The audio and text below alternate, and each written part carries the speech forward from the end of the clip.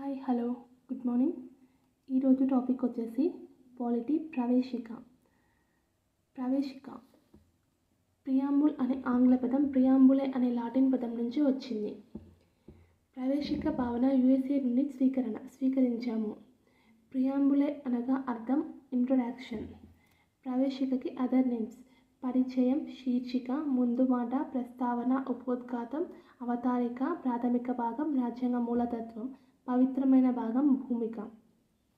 భారత రాజ్యాంగానికి మాతృక 1935 భారత ప్రభుత్వ చట్టం అయితే ప్రియాంబుల్కి మాతృక లక్ష్యాల ఆశయాల తీర్మానం.